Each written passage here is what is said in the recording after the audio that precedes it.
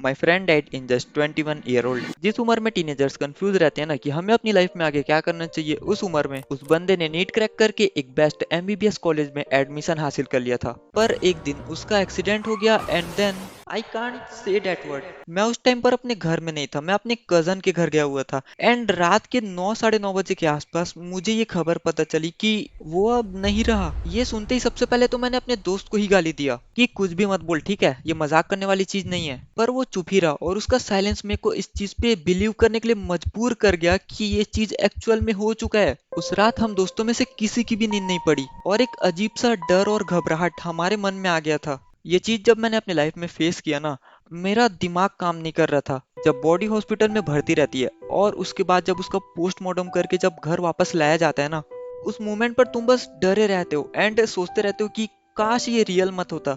जब हम सभी दोस्तों ने अपनी दोस्त की डेड बॉडी देखी ना, हम कांप रहे थे लिटरली। उस टाइम पर हमारा दिमाग ना प्रोसेस करना बंद कर दिया था। हमें लग रहा था कि हम बस एक सपना देख रहे हैं, क्योंकि वो पढ़ने के लिए हमसे बहुत दूर गया था ना। तो हमें लग रहा था कि वो फिर से हमें शाम को कॉल करेगा, वो कल हमसे मिलने आएगा एंड बोलेगा कि चलो भाई घूमने चलते हैं। बट उस मोमेंट पर हम कहीं तो खो चुके थे यार। मुझे अभी भी याद है जब हम लोग अपने दोस्त का लास्ट वाला दिन क्रियाक्रम कंप्लीट करके अपने घर वापस आए थे ना, मैं बस लेटकर कंटिन्यूअसली रो ही जा रहा था।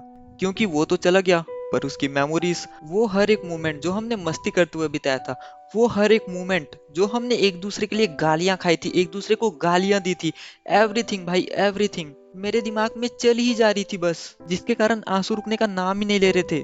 सैडनेस के कारण ना तो एक हफ्ते से कुछ अच्छे से खा पा रहा था मैं, पर बार बार उसका याद आने के कारण ना मूड और भी ज्यादा सैड होता जा रहा था। जब तुम्हारा सबसे बेस्ट पर्सन या बेस्ट चीज तुम्हारे पास से चला जाएगा ना, उस दिन तुम्हारा ब्रेन ये एक्सेप्ट करेगा ही नहीं कि ये चीज एक्चुअल में हो चुका है। पर गाइस, उस मोमेंट पर तुम्हें अपने दिमाग को ये एक्सेप्ट कराना ही होगा कि ये एक्चुअल में हो चुका है, नहीं तो तुम एक ऐसे लूप में फंस जाओगे ना जिससे बाहर निकलना तुम्हारे बस का ही नहीं रहेगा।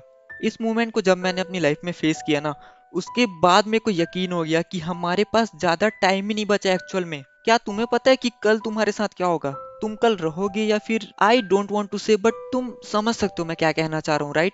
Stop complaining about your life यार। जिंदगी उतनी बड़ी भी नहीं है जितना तुम सोच के चल रहे हो, तो ज्यादा मत सोचो, just do whatever you want to do. इस कहानी से मैं आप लोगों से सिंपैथी नहीं लेना चाहता, बस मैं आप लोगों को ये रियलाइज करवाना चाहता हूँ कि परफेक्ट टाइम नाम का कुछ चीज होता ही नहीं है एक्चुअल में। किसी चीज या किसी काम को परफेक्ट आपका एक्शन बनाता है, वो हर एक एक्शन जो आप अपने ड्रीम को अचीव करने के लिए लेते हो। आई नो तुम्हारी भी लाइफ में ऐसा कुछ इंसिडेंट जरूर से हुआ होगा जिसके बाद तुम एक कम्प्लीटली डिफरेंट पर्सन बन चुके हो। सो अपना स्टोरी कमेंट में बताना बिल्कुल भी मत भूलना, और उस इंसिडेंट के बाद आप लोगों को क्या सीखने को मिला ये भी कमेंट में जरूर से बताना।